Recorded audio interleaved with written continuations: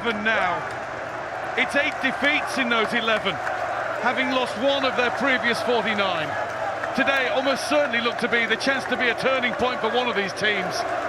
City 1, United 2. Did you believe it still? Time was running out when that penalty happened. I also believe something in my career, in our career, something happened. And then we have Fergie time, so we put the things together and magic happened. But it's just one win. Important for us, for our fans. We need to improve a lot of things, but today the guys deserved the win. You're learning too from this experience, because it must be hard for you and for your players that are not used to this happening. Yeah, that's true. And I'm not good enough. So I'm the boss here, I'm the manager. I had to find a solution, I don't find it. So, yeah, that is the reality. When it starts to happen quite a lot, it becomes a mental thing where you feel like it's going to happen again. So we just need to get out of that, get back to winning ways, and yeah, hopefully we can pick ourselves up. We are in a worse position than them. We all know that probably for everyone, City's not being really good, but they're still up there in the table. So we probably in a worse moment than them, and we can't think that we have to look at them and come here. Oh, let's try to win because they are in a bad moment. No, we have to go to every pitch. It doesn't matter the moment of the team and try to win. How special is Amad Diallo? I know you haven't worked with him long, but he's a young man who seems to have a bright future and a very cool head. Yeah, now we have to be careful with Amad because sometimes in our club we put our kids too soon in the special place. Let's calm down Amad and all the team and continue the job. He's calming everything down, isn't he? Look, that wasn't a great derby. It wasn't exactly end-to-end with plenty of chances. But thanks to the two late goals, really, United's plan worked. Well, they went into the game with a bit of caution and tentativeness, rightly so, because they've conceded a lot of goals recently. Nullified City, found themselves a goal down through another set play, which is worrying for them. Got to improve on that. But second half, I thought they came out and they really grew into the half. I thought there were some good performances from them, especially from Amad Diallo. He was outstanding. Talk about a player trying to impress a new manager, and she's ridiculous, we know that, but gets the penalty that gets United back in. And just when could it get any better for Man U? Yes, brilliant run, wonderful touch, and an even better finish. Yes, Guardiola may do better on the line, but what turned that game on its head, really, these stats will tell you, look, completely backs it up. And he's kind of first choice in that role now, isn't he? You would say, you know, he is one who is appearing all the time under this new manager, either at wing-back or in that role he had today. I think that role suits him best because he's going to get in those goal-scoring positions, but he's in the first 11. I think what's great about Amorim, we've seen it in recent weeks and we're seeing it now, is that as week to weeks go, he's going to play who's playing well and who's training well. And if they're not, he's going to leave them out. And there was no Rashford and no Garnacho in the matchday squad today, but he explained it pre-match and he explained it post-match. And players at United have been left out before by other managers and it turns into a circus. Yeah. How do you think he's handled this? I think he's handled really well. I think if you don't train to the level he expects, put the shifts in training, both in training and in games, then you won't be in the matchday squad. It was big news this morning when it broke that they weren't in the squad. But he did say they trained this morning, he went and watched them, they trained well. And as you rightly says after the game, they're in contention for next week, but they've got to compete to get back in the team now because they go in the derby and get a win as well. I think that backs up his argument. But that's what he said. He said afterwards, didn't he? Right, and next week's a fresh week and they have every chance. I think it was a brilliant interview when he spoke about it. He covered it superbly in every detail. And what you know from him, he's not writing people off. They're not done.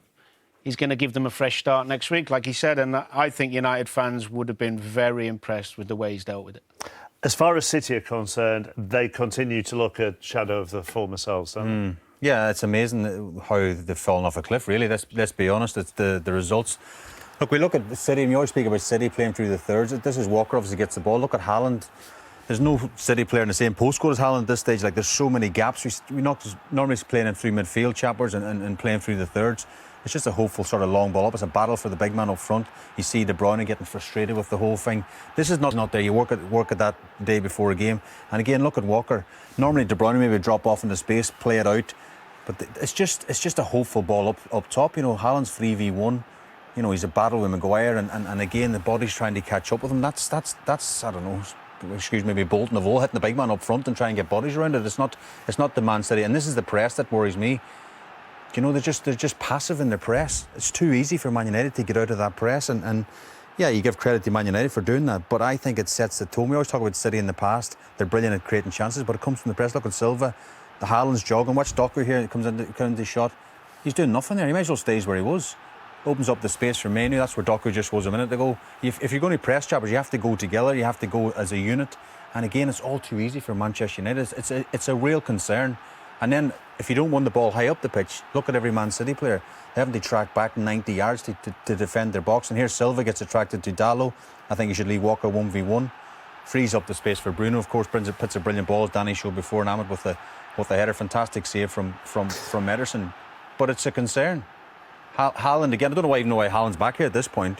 But what's this for? When have you ever seen a City player of any term sums it up? Look, I know he's quick, but he's not going to get on the end of his own through ball. And you can see Pep, he's rubbing his eyes. He doesn't know what's happening himself.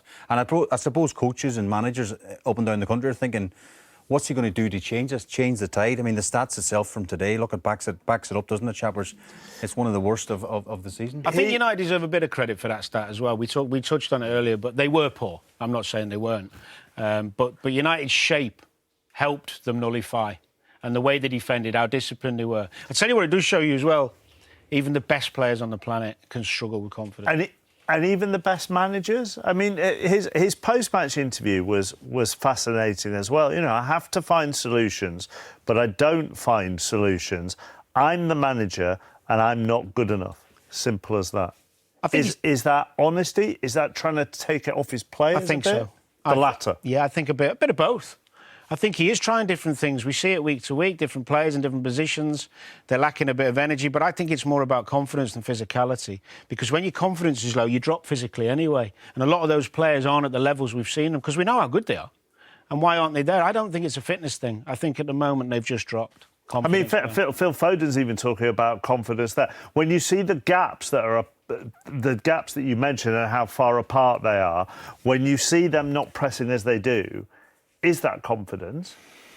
I don't know, but it's not all of a sudden it not being second nature. It's a belief as well. It's a belief within what Pep's doing as a team pressing without the ball. And then people would argue the average age of the squad's gone up as well. Can these players do that now with the ages going up to the 30s, what have you? But it's a concern when the manager comes out and says, I'm not very good anymore. He's a brilliant manager, one of the best managers to grace the Premier League. I'd rather Pep come out and say, no, dust ourselves down. We go again. I'm the leader of this group. I'm going to fight for this group, and we're going to get out of this. Get out of this. I think the bigger concern at the minute. I know they've conceded a lot of goals, but normally City always make chances.